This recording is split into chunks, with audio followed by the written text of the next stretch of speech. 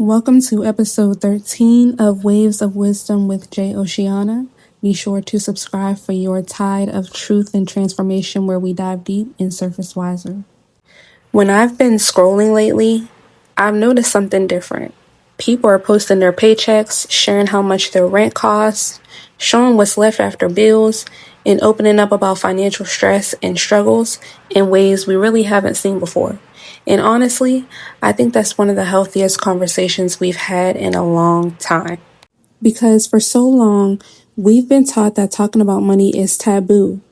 But silence has never solved financial inequality. It just makes people feel alone.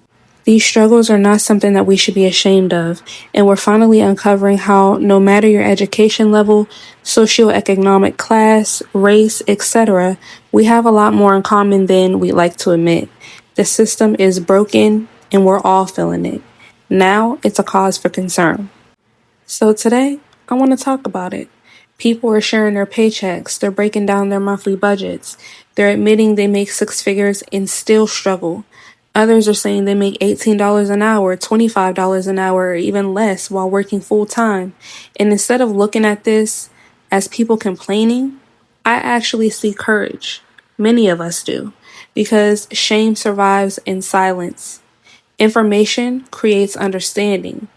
It starts up conversations that need to be had. For many of us, we grew up believing everyone else had life figured out. Seeing people starting their families, buying homes, traveling, saving thousands of dollars, investing, building wealth. Meanwhile, many families were quietly choosing between groceries and utilities. That's the way it's always been. Paying bills late, living paycheck to paycheck, working multiple jobs just to survive. The problem wasn't that people were struggling. The problem was that nobody felt safe enough to admit it. So what are we doing? Are we just quitting our jobs and living off the government now, or what? Because our jobs are not enough to pay the freaking bills, buy the groceries, pay for the gas, and buy all the things that you gotta have to live. And going out and having fun, you can hang that up, because it ain't happening on the paycheck. Might have to go take me out a whole ass loan just to live life. I mean, at this point, we just living to work, and there ain't no working to live, because we ain't living. I mean, at least I'm not. But you got folks out here that ain't never had a job, going on vacation after vacation after vacation, living their whole ass best life. And yet, we trying to be the good people, the middle class, the law-abiding citizens, and can't get the shit right. What's wrong with this? I was in the store the other day and I heard some older people saying, nobody wants to work nowadays. And I was about to lose my composure in that moment, but then I remembered I could just do it online. And what frustrates me about that statement is that people forget it costs money to go to work.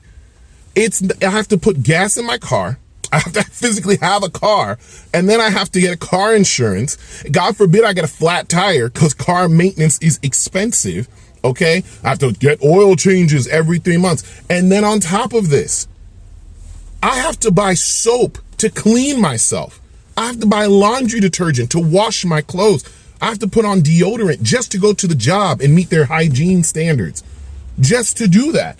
And it's insane that y'all are saying people don't want to work. How does it make sense for me to go to a job that doesn't pay me enough money to offset the cost I have to pay simply to get there and be there in a presentable state, and then not have enough money to pay the bills that I've incurred, partly because I have to have a car to get here? No, this makes no sense. It's not that people don't want to work, and Zahn Mondani has proven that. In New York City, when they had all that snow, he said, hey, y'all, here's $30 an hour to come shovel some snow. People came out the woodwork, young, old, middle-aged, didn't matter. People was there. Men, women, all of the above. People came out to get that $30. So I think it's pretty clear. People don't mind doing work when they're getting paid money, the right money for it. Okay, I'll come out. That's good money. The reason why people don't want to work is because they don't want to work to just continue to be broke. It makes no sense. I need to be making a wage that makes sense for the expenses I have and the expense of getting to work. And until I think we all start coming to terms with that reality, these millionaires are going to continue to run everything into the ground. And I'm hearing this rumor that the millionaires want to fire everybody. It's not like they even just want AI. They actually want to fire everybody so that when everybody's desperate, they can hire them back for less money. Baby, that's not going to work. Nobody's going to come back. It won't make sense. Oh, I'm desperate for money. It would cost me my entire paycheck just to get to work, not even pay my bills. So what would be the point of that job? I'm telling you, just because they're millionaires does not mean they are smart. But that's my soapbox. Y'all have a good day. How much you guys think I make at McDonald's? 2 weeks. I'm a manager. Don't let my shirt fool you. Oh, we don't make shit. Me and my husband were both managers at McDonald's. And for 2 weeks, I only bring home, where's it at? $1,100. That's 2 weeks. So as manager, in a full month of working, I bring in, what, 2,400? People are always like, why are you guys so broke? Just our rent alone is $1,500. Our car payment is $500. My car insurance, because I was an irresponsible addict for so long, that's like $400 a month.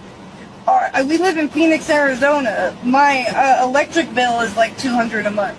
You guys just add up like our regular bills. We only have like a $300-$400 median after that. We still have the grocery shop, gas, have money to live. We don't, like, you know what I mean? Like, it's crazy. My husband makes a little bit more money than I do. Tiny bit. Not much. I got a serious question. How the is it that I work out in sites like this? Blue collar work, right? We building shit like this. Valve cans, pipe, backflows, concrete, all this shit. Blue collar work, you know what I'm saying? How the is it that I work in this? And I'm a heavy equipment operator, so that is what I operate. That is another one. But yet, I'm still struggling to live in America. I'm building shit like this. Right now I'm in Kissimmee, Florida, but I'm building shit like this. Shit like this, dealing with shit like this. Digging down on meters and raising the boxes to curb level and everything. How is it that I'm doing heavy labor jobs, because that's what they say. This is what the old generation says. You got to work hard, you got to get you a good job. This is what they say.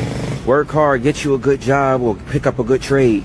How is it that I work in something like this and got 6 years of experience in this, make a significant good amount of money when it comes to gross pay, but yet I'm still struggling? And I'm living below my means. I don't have Netflix, I don't have any of that shit, right? Just enough to pay the rent, just enough to pay my insurance on my car, barely can get food. Food stamp says I make way too much. You know what I'm saying? How is it that I live in America working heavy labor, blue collar jobs like this, 6 years of experience, and yet I can't live in America? This is what I'm struggling with in America right now in my 20s. Why is everything so expensive? Why am I making more money waitressing than I would make using my college degree? I barely have a life. I have 2 days off and I work Wednesday to Sunday, doubling just to pay my bills. At 22 years old, all of my bills are in my name. I have no help. How are y'all affording housing? In Myrtle Beach, a 1-bedroom apartment is $1,500. How are y'all getting insurance, going to the doctor, getting medicine? And then some of us are trying to be TikTok influencers. Who knows where that's going to get me? Me and my boyfriend are saving, but we barely see each other during the week, and it feels like we're working our out for nothing. Do we need to move somewhere for a better job opportunity that we don't know about? Do any of y'all really know what you want to do with your life right now? It is so scary being in America right now. Hi, you guys. So it's currently, I think, like 8:45, 8:41. I just got home from a shift and I got my first residency paycheck. So I figured I'd come on camera and open it with you guys. So here goes nothing, I guess. Let's see. They got all these whatchamacallits here. Okay. Okay, so gross earnings is $2,227.68. Net pay is $1,774.26. Not horrible. Is this for 40 hours? I don't know how much this is for. Okay, so it has my hourly rate. My hourly rate is $39.78. I don't know how many hours this is for though, in total. So maybe I'll have to do some math or read the email that they sent. If you kids can't live comfortably on $20 an hour, you have to be overspending. We got to break this down very quickly to give people perspective into the Gen Z's lives. If you make $20 an hour, that is $40,000 a year. After taxes, that is $2,750. The average one-bedroom apartment and utility is going to run you $2,000. You cannot do that making $20 an hour, so you're going to have to rent with a roommate for about $1,200, and that's being conservative. $500 a month for groceries, which is less than $150 a week. $300 for a student loan payment, which is below average. $300 for a car payment, which is below average. $150 for car insurance, $150 for gas, $100 for personal care, $50 for a cell phone is $2,750. That is paycheck to paycheck, leaving you with nothing. Nothing for savings, investments, the big one, health insurance, because I'm assuming they're under 26 years old, and zero fun. Now, if they were to make $30 an hour, that's $60,000 a year. That's $3,900 after taxes. Maybe they decide to get their own place for $2,000 and everything else stays the same. They're left with $350 a month, which is essentially still paycheck to paycheck. This is the cost of living in America. I am a flight attendant. How much were you making as a flight attendant when you started versus now? When I left my old airline, I was at about 70,000. Okay. This time around, as a new hire, I am making about 27,000 before taxes. What's the reason for that? Well, that's crazy. New hire pay is one price, and then each year it goes up until you max out at like 12 or 13 years, depending on which airline you work for. The company that I'm with hasn't really given a pay raise for a very long time, so we've been in contract negotiations for that. How do you feel about, going from 70 down to 20? Depending on the airline that you work for really determines how much you can work. When I was with another airline, I could work a lot more and make a lot more. With my current airline, I'm hindered by a lot of legalities and stuff, so it kind of hinders me from working as much as I would like to. I've heard that flight attendants don't get paid until the door closes. Is that right? Get paid until the door closes and the brake releases. So when we are boarding, we are not being paid. When we sign into work, we are not being paid. When we are sitting in the airports between our flights, we are not being paid. It's not all about the money. Of course, we don't do it for the money. If it would help a lot. But yeah, a lot of people do it for the love of people, the love of traveling, and yeah. Okay, so I just got off work and I did the calculation today from my job. Let me just cover up my uniform a little bit more of how much money I made per hour. Today, I made $15 an hour. I have been with this company for 8 years. I've been flying as a flight attendant for 6 years, and I made $15. Now, mind you, if I lived in the middle of the United States, okay, sure, $15 an hour, fine. I live in Seattle. All of our bases are on the West Coast. $15 an hour. I could go work as a receptionist and work whatever schedule I wanted as a receptionist at a hotel or something and get paid like $23, $24 entry level. All right, y'all. This is the brother here that used to work at Walmart. He said, I left Walmart after 3 months. My checks never had made it past $1,500 bi-week. That's terrible. That's terrible. I'm sorry the brother had to go through that. That's similar. That reminds me when I first moved down to Charlotte, I had got on with Walmart. I had got on with Carvana. Carvana was paying me $1,800 every 2 weeks. I went to my boss and told him I'm about to leave. This ain't no money. I just got paid, so let's open up my paycheck and see how much it is. This is my second paycheck for my new library job. This one should be a full paycheck for a full 2 weeks. The last one was not, so I'm curious to see how much this is. It was supposed to be direct deposit, but there was something like messed up with it. The paper check again, going old school. I think my guess is gonna be around maybe like $540, $520. Last check was pretty close to a full check, but I think it was missing 1 or 2 days.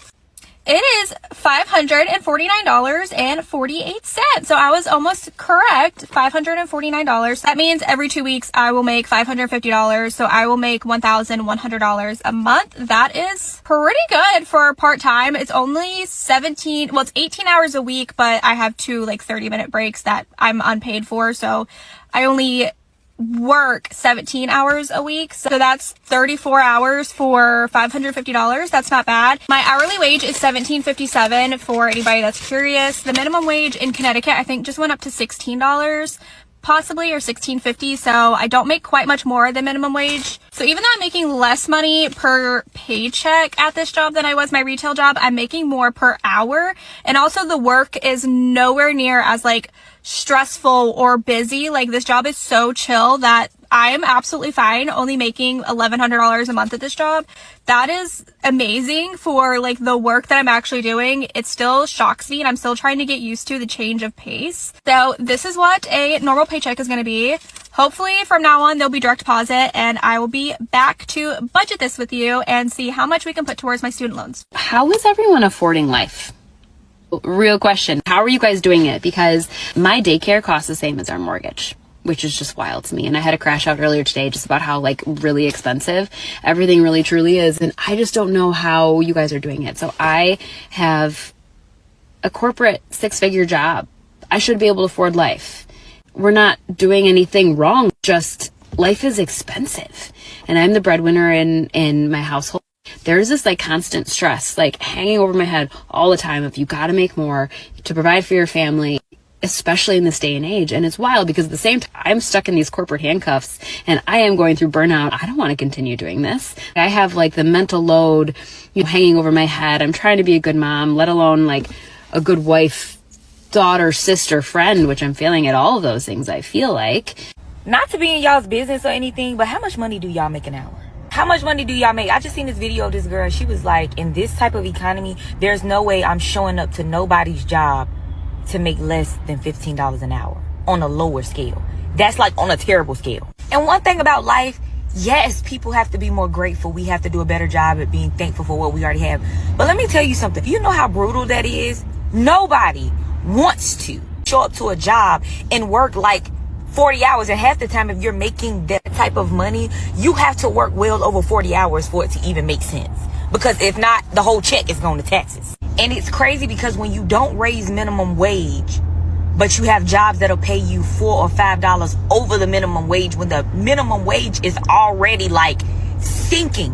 When you think of an ocean, like the minimum wage is already underwater. You're dead at that point. But to pay somebody like $4 or $5 right over the minimum wage just so that they can be able to say they don't make minimum wage is crazy work in this type of economy. Everybody can't make 6 figures a year. Everybody can't make over 100, 2, 3, 4, 500,000 making that type of money with these types of jobs. But what I do know is to not be able to make the bare minimum, you ain't seeing no extra money out your check. And matter of fact, the only way that you can even see some of your check is if you don't pay no bills. You would have to live off of somebody else. What if I were to tell you that the United States is a second-rate country that is LARPing as a first-world country? This is a list of the hours needed to escape poverty living on minimum wage. Yes, there's people that make more than minimum wage. Yes, not everybody makes this, but just look at this and like compare it to what kind of life we live here. Japan, you need 11 hours. United Kingdom, 23. France, 26. Like going up to the higher tier, you're looking at 44 in Canada. So you might have to work a little bit of overtime every single week. But United States, you need 90 hours. 90 hours of minimum wage work just to escape poverty. Mind you, the poverty line is not that high.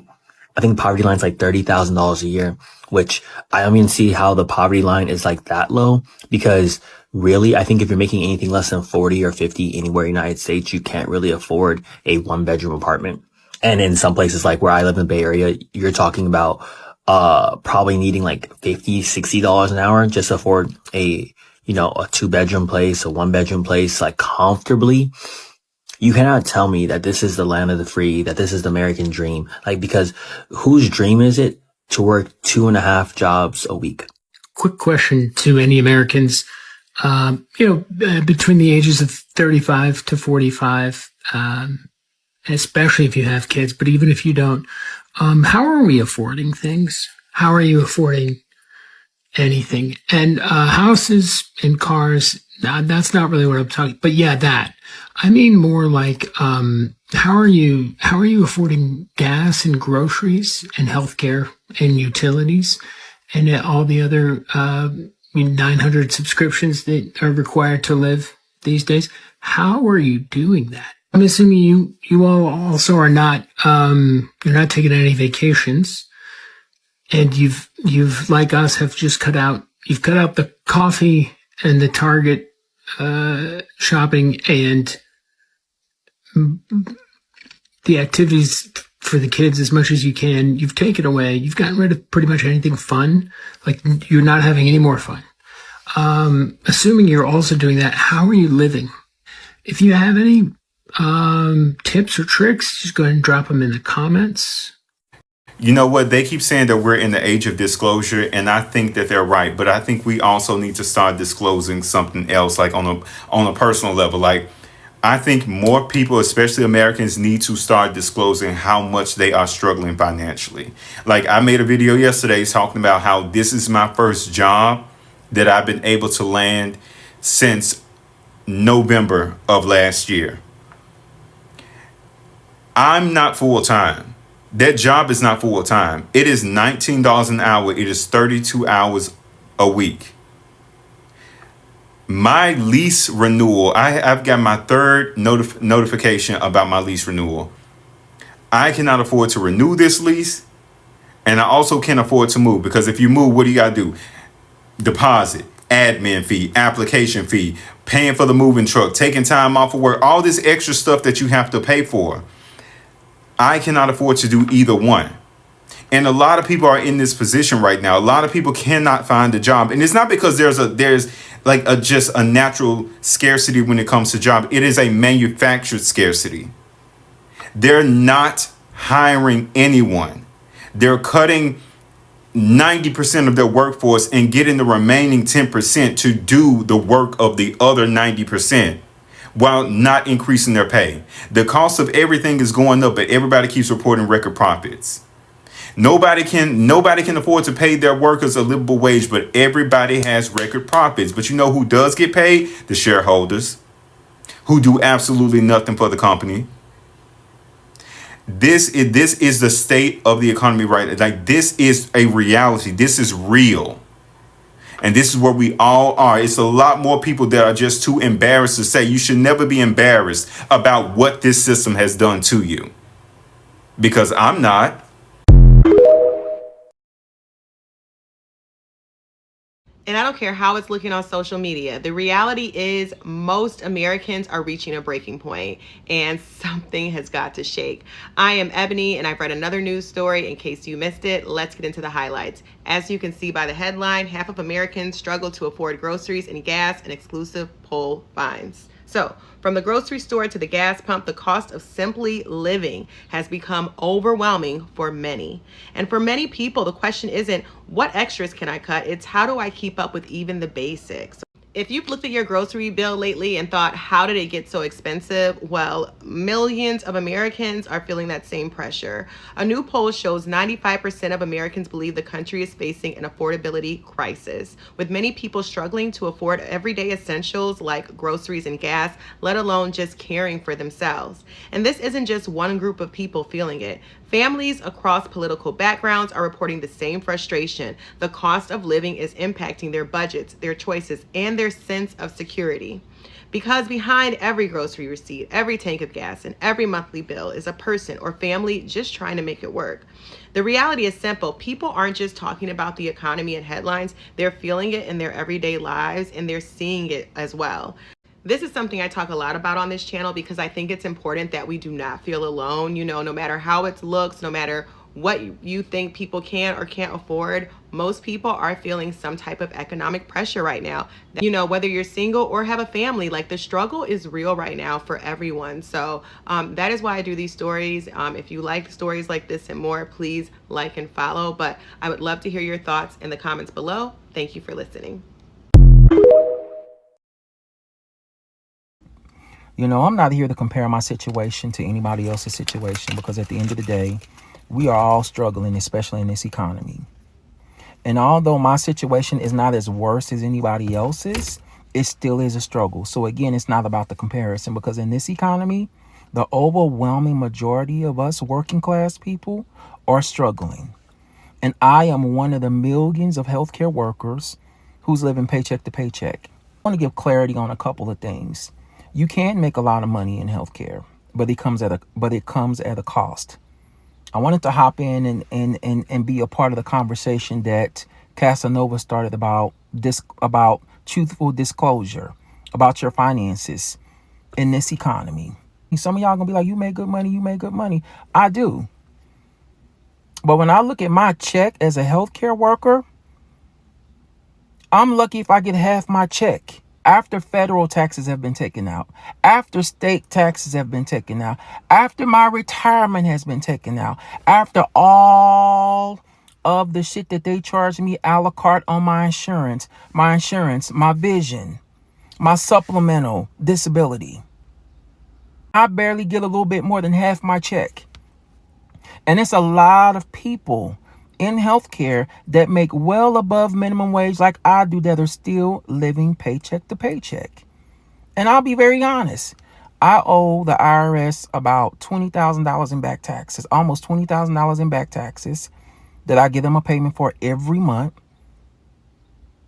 I have credit card debt. I have a car note, and I still have a small balance on my student loans, but it's still debt. I live in DC. And living in DC is not cheap. And I make well above minimum wage. And even though I'm not struggling to pay my rent, and the only reason why I'm not struggling to pay my rent is because I took my time to find something that I knew I could pay without struggling. But I don't live in a luxury apartment. I don't live in no extremely safe, nice, clean neighborhood. The neighborhood that I just moved to is pretty decent. My apartment is more than decent. And my rent is only $12.50. In DC, but Southeast DC. That comes at a cost. And the only reason why I'm saying all this is because with all the stuff that we are being taxed on, the cost of living, it's crazy. And I see why people crash out. Because you got to go to work and you have to put up with all the frustrations of dealing with what you have to deal with at your job. And then when you get your check, the overwhelming majority, if not all of your check, goes to bills, meaning cost of living.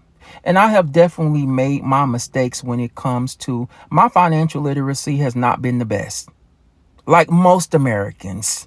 So to all you motherfuckers that want to get on here and try to be like, oh, you should know better, the overwhelming majority of Americans don't have good financial literacy. That's why so many of us are in debt.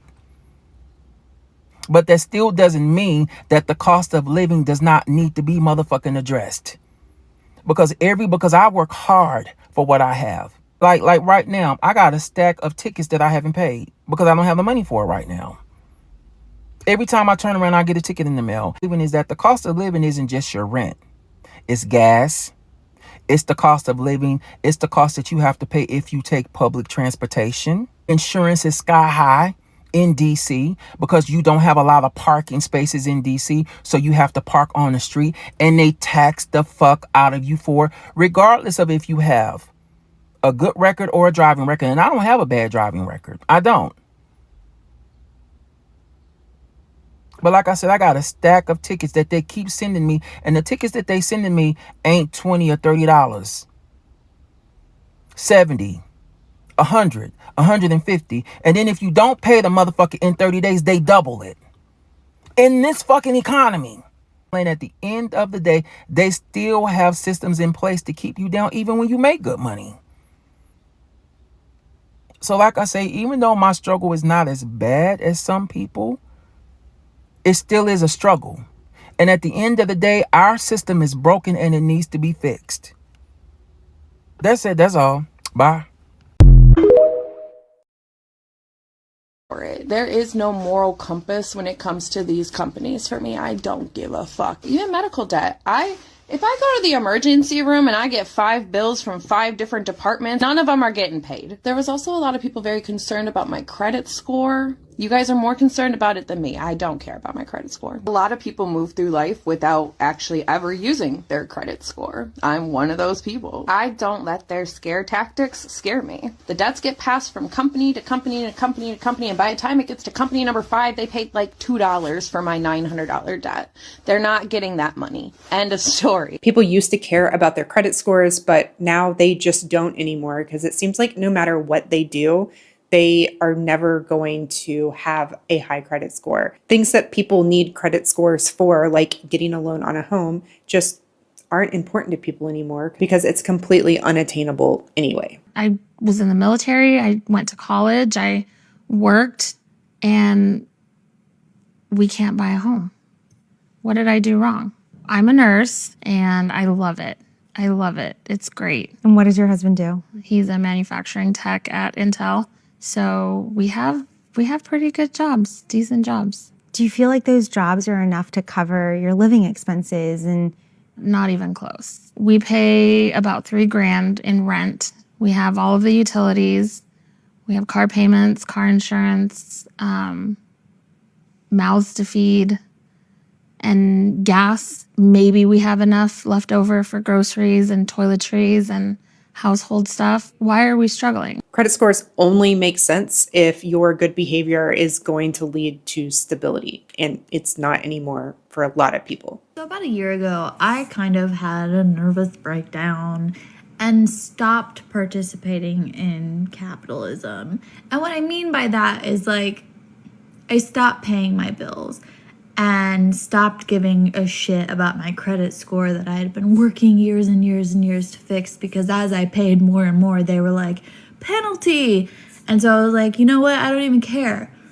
I just stopped. And like, now I'm getting all these things in the mail where they're like, you owe us money. And I'm like, prove it. And my credit score is somehow going up. It's like, we see all the hard work you've done at ignoring this, so like, we're gonna give you points, because that's, I think, how it really works. So anyway, I guess the point is, none of this is real. We're on a big floating rock in the middle of, you know, the universe, and it's all made up and the points don't matter. You're doing great. Credit scores don't fucking matter. Like, they do in the sense that people care, but credit scores are fake. They were made up in like the 80s. If you file for bankruptcy, you can get your credit score above 700 fairly quickly. Like, it's literally only been a year since my debt was discharged and I'm above 700. So it's like, you can get it above 700. And the fears and the stigma that is associated with bankruptcy are like not as warranted as people think they are. Like, you have a lot more freedom after bankruptcy than people realize that you do. And I'm here to discredit the fearmongers. Like, that's my goal. But no, you don't have to care about it. Like, if you got what you need, good. The only reason we have to care about credit scores is because we got to play the game to a certain extent to be able to, like, you know, get loans and whatever. But if you got everything you need, don't fucking worry about it. When situations arise where your credit score is going to be ruined anyway from a medical emergency or not being able to pay your student loans because of the overall expenses, like, your credit score becomes less and less important, which just shows how the system is beginning to break down when more and more people. This economy is so bad, you'll be sitting here thinking you're bad with money, and all you did was buy food. That's it. You can't even ride around and clear your mind no more. Your gas tank gonna be clear before your mind is. A pilot got on here and said, hey, it's hard for me to find a job. A pilot. We get paid twice as much or even 3 times as much as our parents and grandparents made, and we don't own half of the things that they own. When I go on Facebook Marketplace and people are reselling things at cost. At cost. Scams have turned from, oh, you won the lottery, oh, you won a free cruise trip, oh, you won a free car, to remote job paying $20 an hour. There's no more free trial period for subscription services like Netflix. I just signed up for Netflix recently. It seemed like the landlords, the utility companies, and the streaming services is all jumping us at one time, and we is losing. I work at a dental office and people keep mass canceling their appointments because everyone keeps losing their insurance coverage. And I'm gonna tell you right now, you can panic all you want, but everybody ain't got no money. Mostly everybody is broke, everybody is penny pinching, and everybody is robbing Peter to pay Paul. The budget has been budgeted. I done budgeted it all out. I done managed all I could do. I done cut back all I could cut back, and I still ain't got no money. It is what it is. Like, I cannot do this for the rest of my life. I'm tired of being broke. I'm tired of being able to barely pay my bills, going into a job where I work my ass off all day to barely be able to pay my bills. It just is not it. All right, Springfield, Missouri. Recession indicator. My husband works at Paul Mueller here in town, and when he left today, somebody had drilled a hole into his gas tank and stolen the gas. So, desperate times. Guys, I don't know what to do. I feel like I'm being punished by the auto repair shop gods or something. Something's not right about the way things are right now, and I genuinely don't know what to do about it. So I don't know why. I don't know what it is about maybe my branding or the things that I don't know, post and we've been posting to get brake jobs and stuff, but I cannot for the life of me, I cannot get customers in here for anything other than transmission work. And I don't know what I'm doing wrong. On top of that, the work that we are getting, we've completely slowed down. Ever since gas prices went up, we've died. So we're kind of struggling right now to pay the bills, you know what I'm saying? Because like getting cars in here and getting work done has been extremely difficult and very slow and painstaking at this point. So I've been advertising, I've been making videos, I've been making estimates. We have a lot of estimates. I have 70 estimates in my computer right now and nobody is biting and I don't know what it is. And we're offering discounts. You know, we're advertising for brake and air conditioning repairs. I don't know what else I can do. I genuinely do not, besides going outside and throwing a brick at somebody's car and telling them that we can fix it here. I don't know what else we can do. Am I the only shop owner right now that's having this issue? Are there other shops that are slow right now? I've seen a couple of places here local that looked like they were a little slow, but like there are a lot of places that are still looking pretty busy. I mean, I think we've got about 7 cars here, which is very, very slow. We're usually at about 15 or 20 cars. Let me know, guys, in the comment section. Are you guys slow? What's happening? What are you doing to mitigate being slow? Hi, guys. I just want to talk about money real quick because I am broke. It's bad. I have a corporate job. I've been out of college for 4 years. I work my ass off. I like my job. I really like my company and the people that I work with, but I do not get paid enough. And I live in Chicago. And I am moving into my first apartment living by myself. And I am terrified. I think fear kind of got the best of me. My priorities were finding a place that is nice. I feel safe. I have a rooftop so I can have some private outdoor time, which I desperately need. I wanted to be near people that I know in an area in a building that feels safe because those are things that I feel like will save me living alone for my first time. And maybe I'm not having enough confidence in myself and I'll be fine. I would have been fine in like a total shithole, which is what I could afford. But that's what I did. So that being said, what you're gonna see is nice. It's nice. However, we need to be fucking transparent because the economy is so disgustingly horrible right now. I have, after rent and all my bills and everything, $175 a week. And that's not like a budget where there's more I can tap into. That is what I have, point blank. That is the money that exists. It does not exist past that. If I spend that, I do not have money. I can't buy groceries. I can't buy gas. I can't do anything. And that is the reality of 2026. And it's disgusting. And I know a lot of us are living in that. And my apartment is going to be pretty, but just know that's where I'm looking at. $175 a week. And that is for replacing things in my apartment, toilet paper, paper towels, cleaning supplies, all of that, because I now live by myself and will have to be getting that on my own. That is for gas, parking, really all transportation, food, groceries, going out. And then it's like, if there are times when I don't want to go out because I don't want to spend money, so I want to like have a girl over for a happy hour instead, people that I want to catch up with and like really form friendships with, there since I'm going to be on my own. That is really, really important to me. So I have these drinks scheduled, and sometimes I'm not going to be able to afford to go out to a happy hour. And so I'm going to be like, hey, just come over to mine, we can have a drink there, which means I'm going to need to be able to have wine and stuff at my house. So that's in the budget. I'm a bit worried, but this is just the reality of my life right now, and I'm going to have to figure it out. But that money just went to move-in fees. I have a storage unit because I had to have all of my stuff in Chicago because I couldn't afford a big U-Haul, and I was moving by myself. So I got movers, which was probably financially irresponsible, but like, I'm on my own. Like, what am I supposed to do? So that money's going towards that. I'm really glad that I had this month to save up, because now I'm realizing that there are like actual expenses that I need to pay, that I need money for. And if I didn't have that from this month, I wouldn't have had the money. Like, I don't know what would have happened. I would have been fucked. So I had all these like dream lists of things that I wanted to, as I was moving into my apartment, like decor, rugs, you know, all the stuff. No, you just fucking can't. I have a whole vision for this apartment, and it's gonna be great. I've saved a lot of great stuff over the years. I can't afford to buy what I want for this apartment to look the way I want it to, so I'm gonna have to do the best with what I can. There's also things that I really wanted to be able to have a livable space, like shelves and like kitchen supplies, pots, pans, silverware. I'm at a point where those things that you use every day and help you stay sane, and those things are disposable to me now because money is so tight. It's just brutal out here, and I'm not saying this to be like feel bad for me.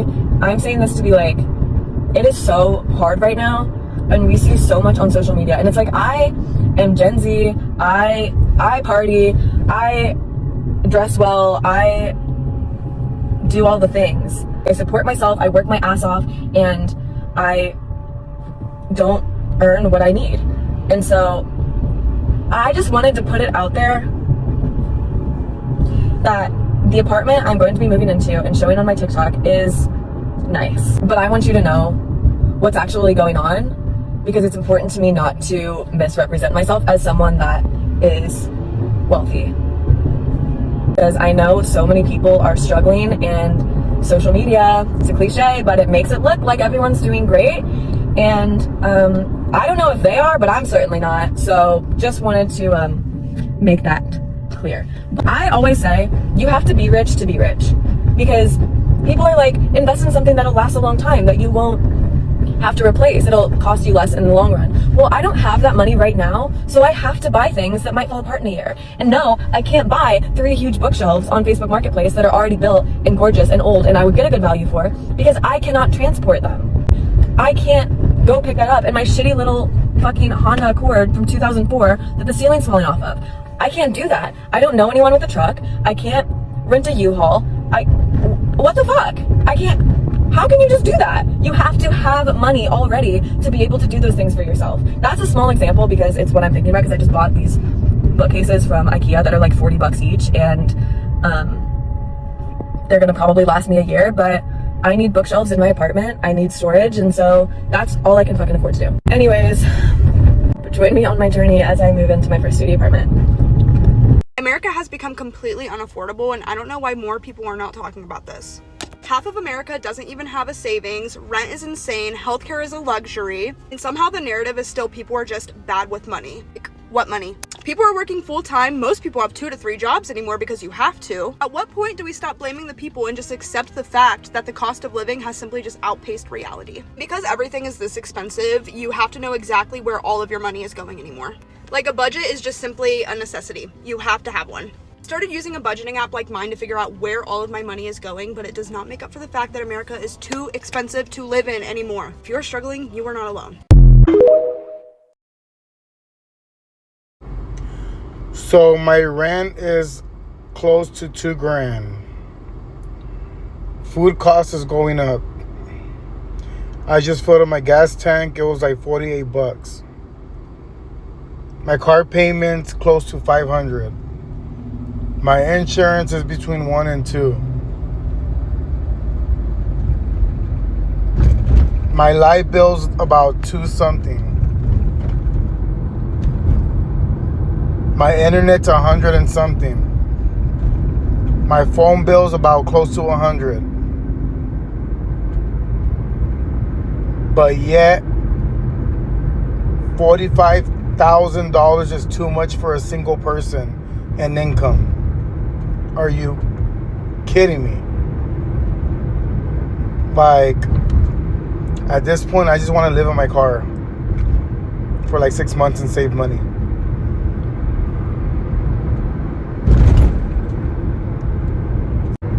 Is anybody else struggling? Like, damn, Craig, it's not that I ain't got no money. It's not that I ain't got no money. Everything's so fucking expensive. Like we have to pay to live.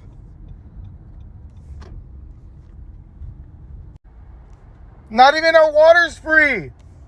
Unless you want to drink sink water. Ain't nobody telling if that shit's clean. It's not clean. It's not purified.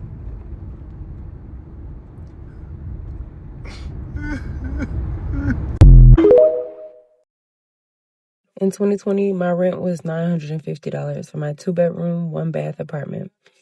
In 2026, for the same apartment, the same exact apartment, my rent is $1,695. In 2020, I was making, I think, $14.50 an hour and struggling. In 2026, I make $25 and I think like maybe 50 cents an hour.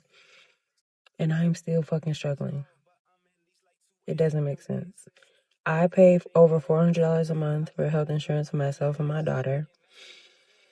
I buy all of my groceries out of pocket. Groceries are costing me roughly over $400 a month. And at this point, like benefit, I get to work overtime on my job. When I do, I can work overtime for groceries, which has helped a lot. Outside of that, I don't know what the fuck. Like, my car only takes premium gas. I am spending $100 every time I put gas in my car. I don't know what the fuck. I'm not drowning, but I just barely have my head above water. So apparently, nearly half of Americans burn through their paycheck within 48 hours of getting paid. And before people start screaming, stop buying coffee or learn discipline, listen to where the money is actually going. Rent, grocery, gas, utilities, late fees, overdraft fees. Y'all seeing the pattern? Now, this article I read said most people aren't even spending crazy. They're just trying to survive long enough to make it to their next paycheck. And honestly, that's the part don't nobody want to talk about. We have a generation that's working full-time jobs but living in survival mode. You get paid, bills instantly hit, your accounts get drained, then you spend the next 2 weeks waiting for a deposit. That right there is not freedom. That's financial survival. Now, Gen Z and millennials are getting hit the hardest because everything costs more and wages have barely moved. And people are wondering why anxiety, depression, and burnout are through the roof. How are people supposed to save money when most of their check already belongs to bills before they even touch it? You're getting paid just to give the money right back. The craziest part is that this article said many people aren't even irresponsible. The timing of the system itself is hurting the people. Bills come whenever they want and people only get paid every couple of weeks.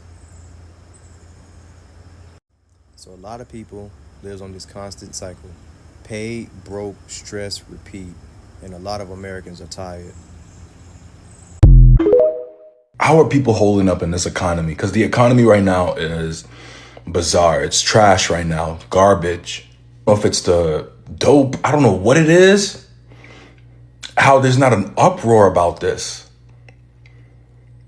Everyone's just taking it easy.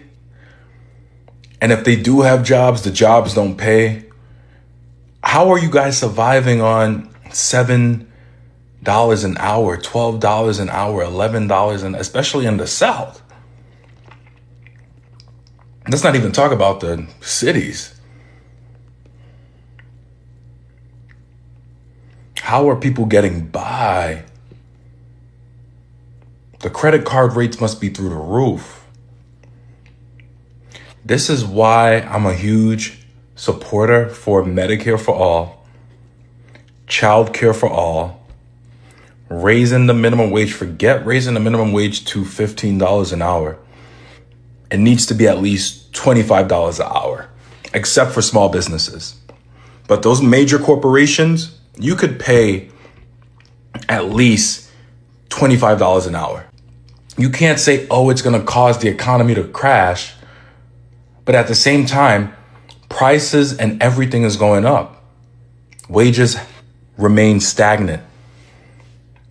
The federal minimum wage is still $7.25 an hour. Like, I just don't understand why people don't cause an uproar about this, or is upset or angry. I'm going to be honest. Everyone cannot be celebrities. Everyone can't be entrepreneurs. You need consumers, right?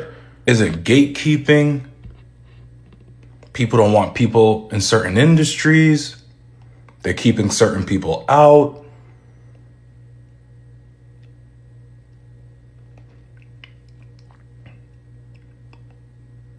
Because I'm just sitting here and I'm thinking, I had to take a little break. And I'm just here thinking, like, what is really going on? People are suffering. People are working 2-3 jobs because they're minimum wage jobs. Life happens, people. I'm not judging no one out here in these streets. Life happens. Life happens. You could be up today and down tomorrow. I ain't judging no one, especially people who are trying to better their lives each and every day. Here, create more affordable housing. Create government supermarkets to compete with the private supermarkets. It's all about competition, right? Make universities more affordable. If you don't want to give tuition free or college free, make universities more affordable. There's no way public universities should be charging 6 figures for an education. And then why the fuck we gotta get paid every 2 weeks? Yeah, my landlord called to collect the rent, but I don't even fucking got it, man. Why the fuck the first comes so goddamn fast? I feel like it was just June 1st. Damn. You know I ain't complaining about paying no bills. It's the money. I ain't making enough money. I feel like I work so much but don't get paid shit. And then why the fuck we gotta get paid every 2 weeks? Why we can't do 80 hours in goddamn 1 week? God damn, life is just... Working lifestyle is just unethical. Like, you gotta work 80 hours just to get paid $1,300 just for them to take motherfucking money from your check for taxes and shit.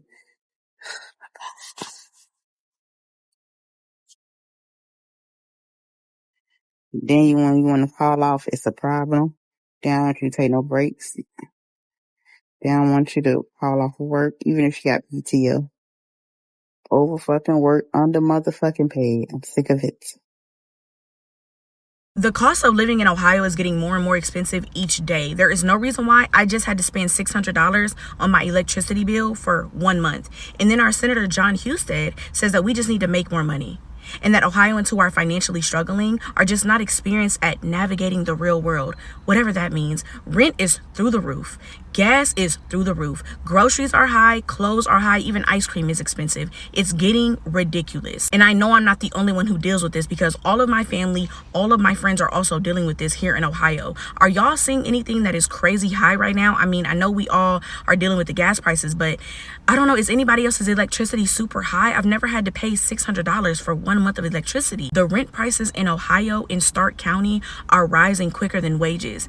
How are we raising the rent but not the wages? It doesn't make sense to me. This is affecting real families in our communities. We need to be calling our representatives and telling them to do better. This is ridiculous. My heart goes out to anyone that is currently struggling financially. It's so hard, and you feel like such a failure. But you're not. You're not. We're living in the most ridiculous times where it's so expensive to just stay alive. And there's so many that just are so fucking greedy. And they're like, I need more money. And like you, and you can barely pay your bills. I'm just like, I'm in way more financial detriment than I thought I was. And I'm trying to figure out how to solve it.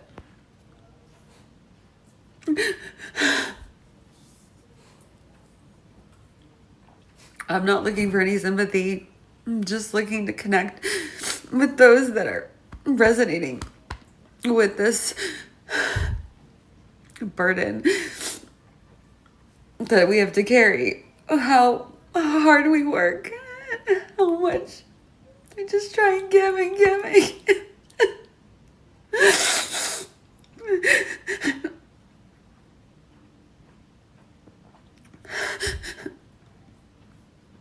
I had to move out when I split up with my partner, and I moved into this new apartment, and it was more expensive than I really knew I could pay, but it was kind of my only option because I don't have a car and I need to be centrally located to places where I can get groceries, etc. It doesn't matter. The details don't matter.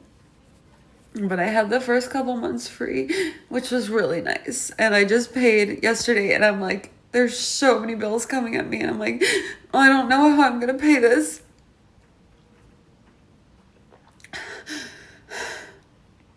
But it's all gonna work out. I just need to take some time and space to figure it all out. So I'm sending love and support if you're also moving through some financial hardships or health hardships or whatever it is. We need community, and we're in this together, okay? Okay. Yay, 4th of July. How are you supposed to feel like you're not failing in life when you are 28, you have a college degree, you have a professional career, and you walk into Walmart to purchase 3 items and you had to walk out the door with 1 because you didn't have the money? How are you supposed to feel like you're doing a good job? How are you supposed to feel like you are succeeding? Because when I pulled up to Walmart today, I do what I do every time I need to go to the store, and I check my bank account because there's that little bit of money in there. Oh, after I pay the bills, after I pay rent and the car insurance and the car payment and get groceries and do gas and the Wi-Fi and every expense, because it's all on my shoulders. Every single month, it's all on my shoulders.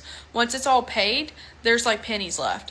And so every time I get to the store, I have to check my bank account to see how much money we're working with. And then I have to sit there and calculate as I go, what can I get and what can I not get? I want this item, so I'm gonna have to put this item back. And I'm 28 years old and I have a college degree, and I'm doing that. And so God knows what the regular people are doing who didn't get the opportunity to go to college, because if I'm doing that, what is everyone else doing?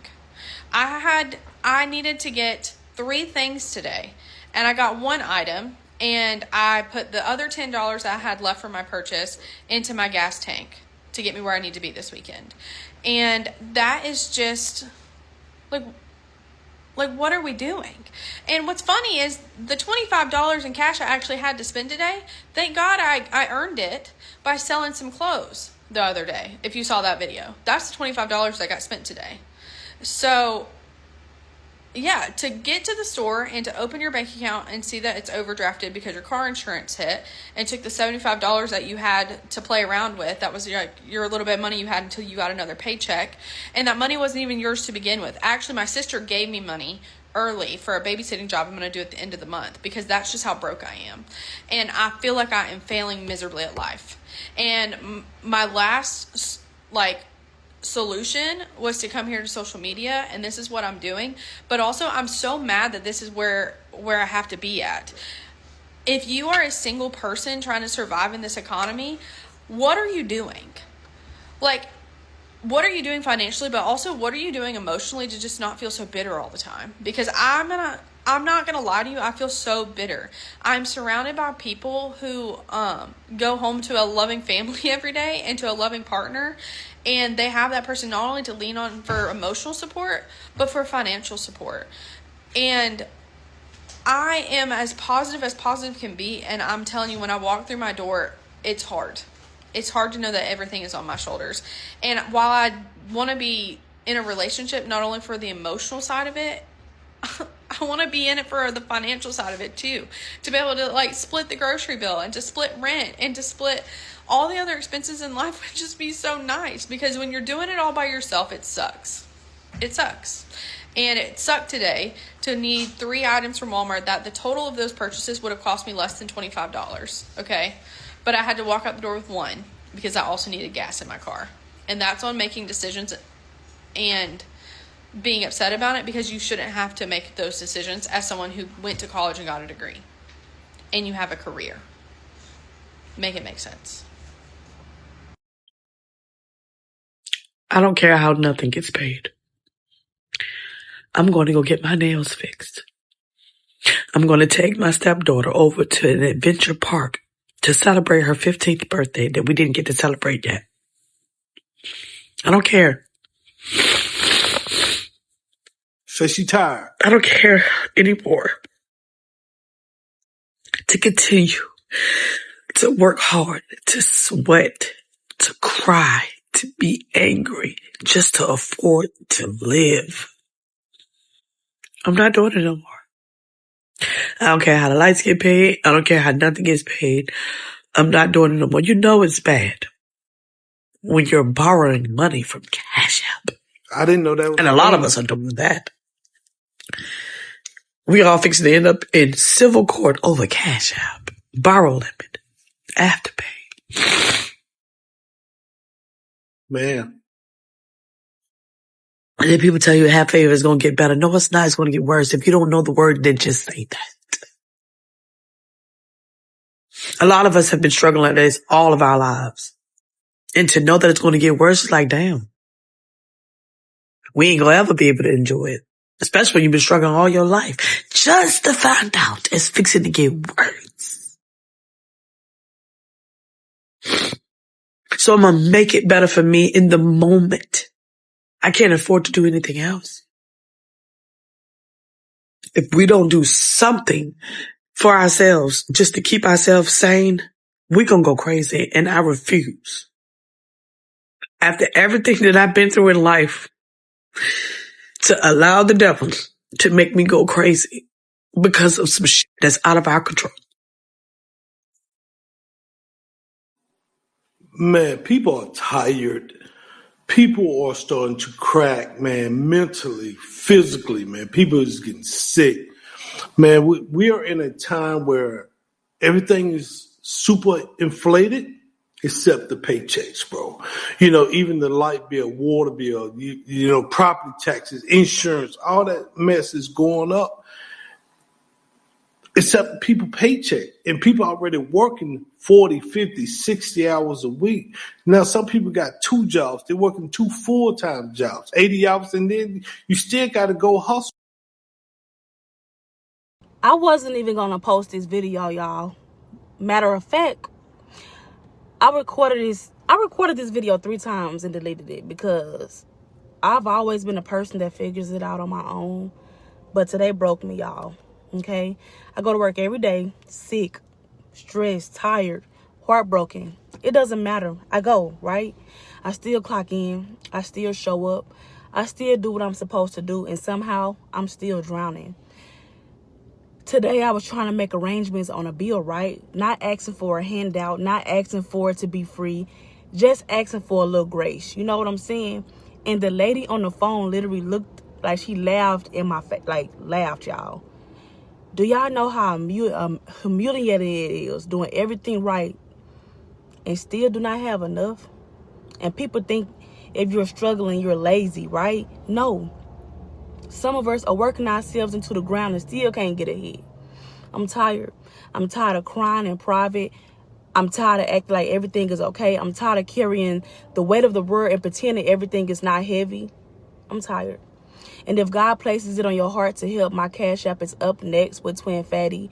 And if you can't help financially, please share this video, because maybe it'll reach someone who understands what it feels like to be one unexpected bill away from losing it all, y'all.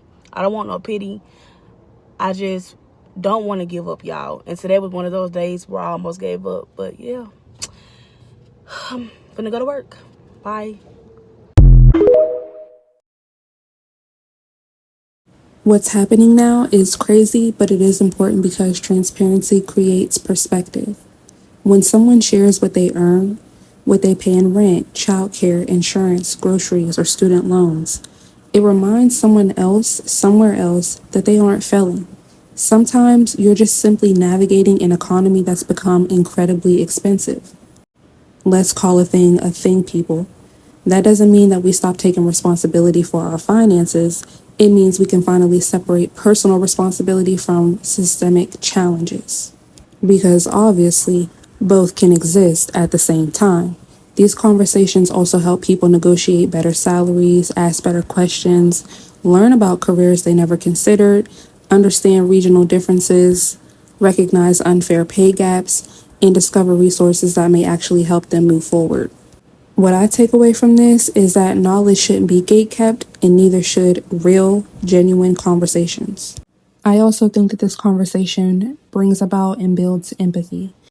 It's easy to judge someone else's financial choices when you don't know their story or have been through what they've been through. You don't know if they're supporting elderly parents, paying for medical expenses, raising children with special needs, recovering from debt, starting over after divorce, healing from generational poverty. Everyone's financial journey has context. The goal is never about comparison, it's about awareness. It's about community. It's about learning, and hopefully, it's about creating a future where asking for fair pay or discussing finances isn't seen as embarrassing or taboo. Because the more we normalize these types of conversations, the less power shame has over us as a collective. And the more shit we can actually get done, the more change we can create as a collective. I truly believe financial literacy and financial transparency go hand in hand. One teaches us how to grow, the other reminds us we're not growing alone. So I want to leave you with this question. Based on this video and your own personal experiences, what financial lessons do you wish someone taught you sooner? Not to judge, not to compare, but to help someone else who's walking a similar path. Because sometimes the conversation you think is ordinary or out of the ordinary or even shameful becomes the permission someone else needed to stop suffering in silence. If this episode resonated with you, I'd love for you to join the conversation in the comments. Let's keep creating a space where honesty is valued, curiosity is welcome, and no one has to carry financial shame or any shame and pain alone. Until next time, keep riding the waves, keep seeking wisdom, and remember, understanding grows when we're willing to have the conversations that really matter. I'll talk to you in the next episode.